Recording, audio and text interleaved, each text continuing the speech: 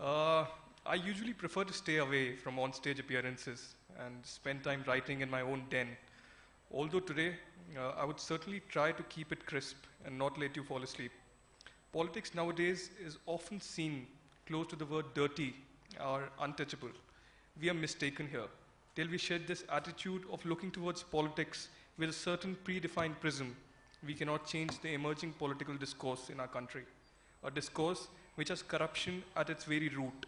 The question we face now is how to cut the roots of this poison spreading all across the nation, even in this modern age. Do we wait and watch, as most of us tend to conclude, or do we try to be aware and raise our finger at every small act of unethical behavior or corruption? Politics isn't bad. Politics was never bad. What about politicians? Yes, we do have people in politics with sectarian agenda playing to the vote banks, but it is we who elect them.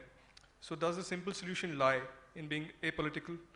Being apolitical is often mistaken with having no opinion at all on the way things take shape around us. Apolitical vaguely means having no interest in politics. I'm sure most of the people sitting here in this hall are apolitical by that definition. Even I, for that matter, would classify myself as being apolitical. I'm a political commentator, but without any interest or deep interest in politics. Perhaps circumstances led me to this pedestal in life. It will be easier for you to understand the term apolitical with few examples from my own life. Friends, I took birth a little more than 2 decades ago, and there have been 3 attempts to silence me, or perhaps to murder me. Strangely, on all 3 occasions, it was due to my staunch apolitical nature. Although close friends often tease me, they call me a communist among the rightist. I belong to a micro-minority of Kashmiri Pandits who are today thrown all across the world, all thanks to terrorism. No, not just that. Thanks to our apolitical neutral nature too. The liberals have a million reasons to justify our selective killings. Kashmiri Pandits were supposed to be used for experimentation purpose for a political science practical test conducted by the ISI as part of their pan-Islamist onslaught. That is why, coinciding with our exodus, a man called Ghulam Nabi Fai was illegally sponsored by Pakistan to campaign against India at the Capitol Hill. I do not think Americans could have been fooled for all these 25 years, not even the Indian intelligence. Here in India, we do not have the moral courage to act against Arundhati Roy, Syed Ali Shah Gilani, and Gautam Navlakhas of the world for inciting violence against the democracy and its institutions. We, in fact, have our own very government-backed Kashmir interlocutors who defend the right of those who speak the language of secession and dissent. For those who believe in insaniyat or humanity and secular ethos, there is no space in Kashmir of today, not even in the eyes of the so-called broad-minded Kashmir interlocutors. Yes, Kashmir is as complicated, my friends. You all must have guessed it right. The current Indian political regime in power has no interest to close the separatist shops in Kashmir. The Intelligence Bureau wants to keep them engaged against each other. They do not want to bring the much-needed change in the emerging hate politics of Kashmir. The pertinent question, my dear friends, remains, are we all interested in this much-needed change? We recently celebrated the Home Ministry decision to reject mercy petition of Parliament House attacker Mohammad Afzal. This decision was taken after government sat over the file for several years.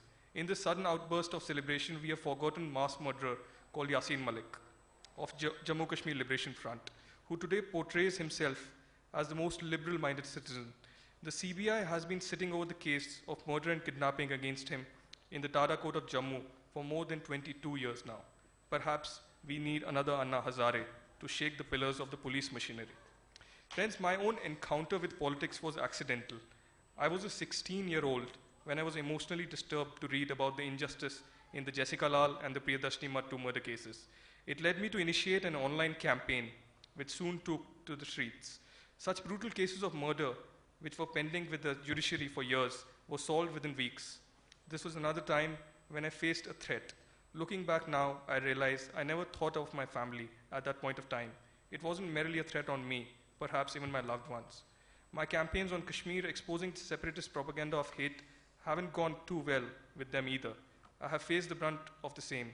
I face a threat to my life from separatists and the men who are politicians and even journalists. I recently was invited to the India Today conclave to put a counter perspective to the separatist hawk Syed Ali Shah Gilani. Soon after the event, indirect threats through different mediums started coming. My letters informing the same to the Home Minister haven't gone unanswered.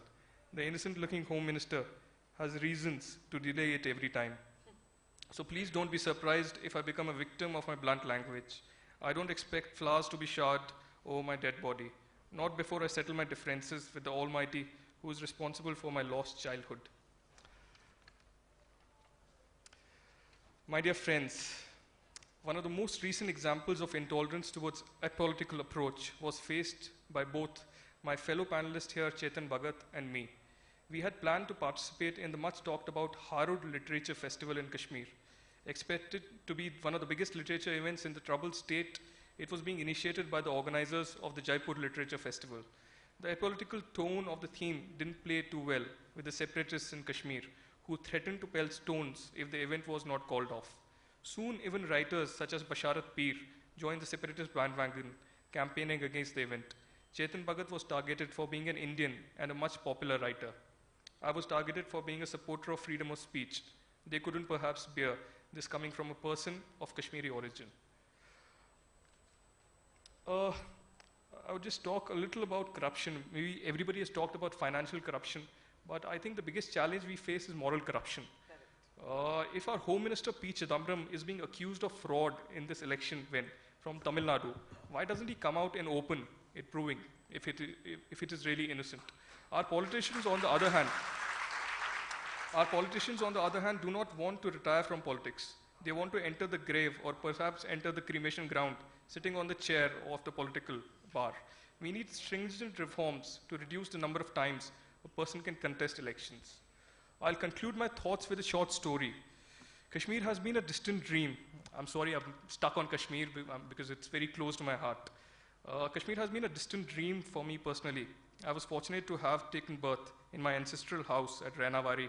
Soon after we met the fourth exodus, the Kalshiknaus rode for every Pandit on the streets of Kashmir. In July 1995, Doordarshan, the national television of India, aired a documentary on rare paintings of Sachanda Bhairava, my great-grandfather Master Sergeant Kaul had collected. The following day, our Srinagar house was set ablaze by Islamist revolutionaries of Azadi. A part of my heart has been paralyzed since that moment. I yearn to return one day, never though as a tourist. I sometimes tend to hate politics at times for the reason that the politics of India didn't arise for my community of few lakhs who met the forced exodus or ethnic cleansing. Media or even our politicians go an extra mile to talk about the Gujarat riots, but selective targeting of minorities for being apolitical in Kashmir never ever figures in their address, not even the Sikh riots in 1994. But to hate politics isn't a solution. To see a better governance, we need to bring a change to our political discourse. By we, I mean you, the youth. Don't wait for an Anna Hazare to emerge. Be your own Anna Hazare. Launch your own crusade against wrong, against injustice, against discrimination.